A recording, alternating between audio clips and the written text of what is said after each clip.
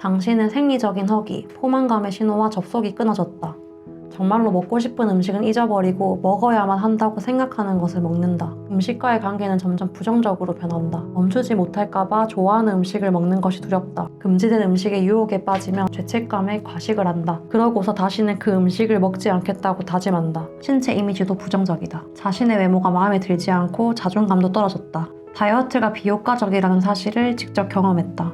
다이어트에 두 손 두 발 닫은 당신은 진퇴양난에 빠져 좌절감을 느끼고 의욕도 저하되었다. 지금 이런 상황이라면 직관적 식사 과정을 시도해볼 준비가 된 것이다. 여러분, 제가 저번 영상에서 직관을 찾으면 모든 것은 쉬워진다고 말씀드렸죠. 직관적 식사자가 되기 위한 첫 번째 원칙은 다이어트 사고방식에서 벗어나라입니다. 저는 이게 제일 중요하다고 생각하는데 저자도 이 원칙을 가장 강조하기 때문에 1번에 넣었다고 생각해요. 가장 중요한 만큼 가장 어렵고 시간이 많이 걸리는 일이라고 생각합니다. 다이어트를 우선순위에서 지워버리겠다는 결정이 너무 두렵다는 거 저도 너무 잘 알아요. 우리는 너무 오랫동안 날씬하고 싶다는 생각을 가지고 살아왔고 그런 마음을 종용하는 환경에서 살고 있기 때문에 단숨에 이 사고방식에서 벗어날 수 없다고 생각합니다. 하지만 제가 폭식증과 절식, 과식 패턴에서 벗어날 수 있었던 첫 단추가 바로 다이어트 사고방식에서 벗어나는 거였어요. 그리고 이 첫 단추를 채우지 못하면 다시 과식, 폭식 패턴으로 돌아가게 될 거라는 것을 확신합니다. 우리는 다이어트를 함으로써 식욕을 억눌렀기 때문에 그 억눌린 생물의 기본 욕구가 무섭게 발현된 것이고 다이어트를 그만두면 식욕을 억누를 필요가 없기 때문에 식탐이 점점 줄어듭니다. 저 같은 경우에도 다이어트 사고방식을 내려놓을 때는 너무 두려웠지만 이 방법이 옳다고 믿었어요. 근데 진짜 신기한 건 다이어트 사고방식을 버리고 억눌린 식욕을 어느 정도 해소한 후에 조금씩 내적 신호에 귀를 기울이는 직관적 식사를 했더니 의도하지 않아도 점점 살이 빠지는 경험을 한 거예요. 그때부터는 모든 게 쉽더라고요. 이 과정을 여러분이 한 번만 경험하시게 되면 자신을 믿게 됩니다. 이때부터는 앞으로의 모든 여정이 정말 즐거울 거예요. 다이어트 사고방식에서 벗어나는 방법을 알려드릴게요. 첫 번째, 다이어트 사고방식이 내 일상과 삶 전체를 얼마나 오랫동안 서서히 망쳐왔는지 한번 생각해 보셨으면 좋겠어요. 어디 가고 싶어도 살 빼고 가야지, 무슨 옷이 입고 싶어도 살 빼고 사야지, 누구를 만나고 싶어도 살 빼고 만나야지, 이런 식으로 당장 하고 싶었던 일들을 살을 빼야만 할 수 있는 것들로 만들어 당장 누릴 수 있는 자격을 박탈해 왔습니다. 이런 삶이 과연 정상적이고 행복한 삶일까요? 여러분의 과거를 꼭 한번 돌아보셨으면 좋겠습니다. 다이어트 사고방식이 내 삶을 얼마나 서서히 망가뜨려 왔는지 인지하게 된다면 이 사고방식에서 벗어나야겠다는 생각이 드실 거예요. 생물학적 측면에서 다이어트는 굶주리는 경험을 추구하는 것이기 때문에 이상한 다이어트를 반복할수록 인체는 에너지를 더 많이 저장하려고 하고 에너지를 아껴 쓰려고 해요. 쉽게 예시를 들어볼게요. 매일매일 여러분의 통장에 50만 원씩 들어온다고 가정해봅시다. 매일매일요. 매일 통장에 50만 원이 꽂힌다면 여러분은 허리띠를 졸라 매실 건가요? 아껴 쓰려고 하기보다는 내일도 넉넉하게 들어올 걸 아니까 여유롭게 써도 되겠군, 오늘은 조금 펑펑 써볼까? 이런 생각을 하게 됩니다. 반대로 어느 날은 5만 원, 어느 날은 1,000원, 그리고 어느 날은 안 들어오기도 해요.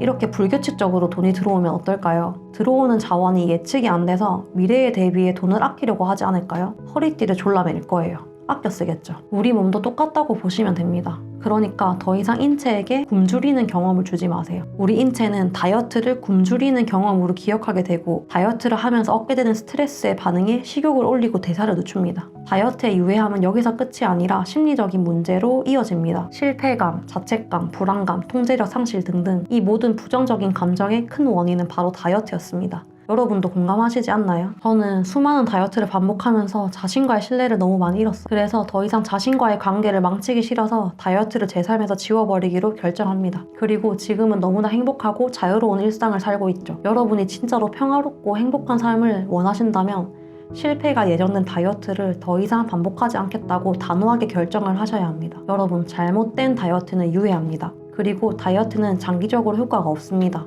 여러분이 다이어트 때문에 얼마나 많은 것들을 포기해왔는지, 불편을 겪었는지, 정신적인 고통을 경험했는지 한번 돌아보시는 시간을 꼭 가졌으면 좋겠어요. 다이어트가 얼마나 유해하고 장기적으로 효과가 없는지 알았다면 두 번째 단계는 다이어트 사고방식의 특징을 한번 생각해 보시면 좋아요. 대표적인 특징이 의지력, 순종, 반복되는 실패인데요. 일반적으로 많은 사람들이 다이어트는 의지력이랑 자제력만 있으면 가능하다 이런 식으로 말을 하고 있고 실패하는 사람은 의지력이 없는 사람이다 라고 여기죠. 하지만 제 생각은 완전히 달라요. 다이어트에 의지력을 쏟는 순간 무조건 실패한다고 생각합니다. 저는 다이어트뿐만 아니라 어떤 영역이든 정신력으로 버티라고 운운하는 걸 정말 싫어합니다. 정신력이 아니라 올바른 전략을 사용해야 해요. 왜 정신력으로 생물의 기본 욕구인 식욕을 견뎌야 하죠? 우리는 기본 욕구인 식욕을 정신력으로 견딤으로써 얻게 되는 보상보다 손해가 더 큽니다. 우리의 한정된 의지력은 식욕을 견디는 데 쓰는 게 아니라 직관을 찾고 나쁜 습관을 제거하고 좋은 습관을 형성하는 데 사용해야 해요.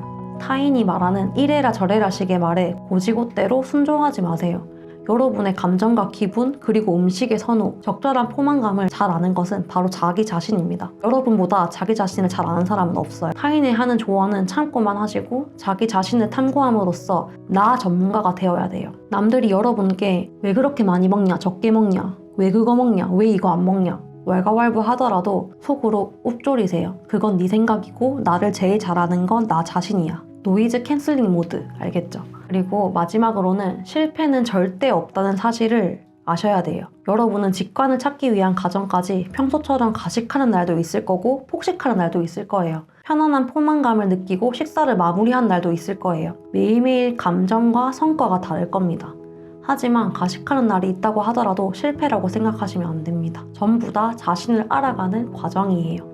왜 가식을 하게 됐을까? 음식이 너무 맛있었나? 그 음식의 특징이 뭐였지? 내가 잠을 못 자서 에너지가 부족했나? 감정적인 섭식을 했나? 어디서 스트레스를 받았을까? 이렇게 자신을 알아가는 과정이지 절대 실패가 아닙니다. 다이어트 사고방식의 특징을 인지하셨죠? 3단계는 다이어트 도구를 없애라입니다. 일단 체중을 재지 않는 게 가장 좋습니다. 체중을 재는 순간 일희일비하게 돼요. 과식을 하고 다음날 2kg가 찐 것이 지방의 무게일까요? 굶기를 하고 다음날 2kg가 빠진 것이 지방의 무게일까요? 하루 이틀 굶고 먹었다고 해서 2kg의 지방이 빠지고 찌는 생물체는 이미 안정성의 붕괴로 진화 과정에서 제일 먼저 멸종했을 거예요. 우리는 모든 혹독한 환경을 견디고 살아남은 대단한 인류입니다. 우리 몸은 그런 불안정한 인체 시스템을 가지고 있지 않아요. 그러니까 여러분, 식욕이 안정되고 직관적 식사자가 되기 전까지는 체중을 재지 않는 걸 추천드려요. 직관적 식사자의 도구는 체중계가 아니라 내적인 신호입니다. 체중계를 치우고 여러분의 내적 신호와 친해지고 감정과 컨디션을 한번 체크해보세요. 다이어트 사고방식에서 벗어나는 방법 4번째는 연민의 자세로 자신을 대하라입니다. 원래 인간은 환경에 취약한 존재예요. 하지만 자기 자신이 어떤 사람인지, 강점과 약점이 무엇인지 제대로 분석한 채로 세상을 살아가게 되면 취할 것이 무엇이고 무시해야 할 것이 무엇인지 구별이 가능합니다. 여러분은 수많은 정보의 홍수 속에서 살고 있습니다. 이 환경에서 살아남는 방법은 자기 자신을 아주 잘 알고 필요한 것만 구분할 줄 아는 능력을 기르는 거예요.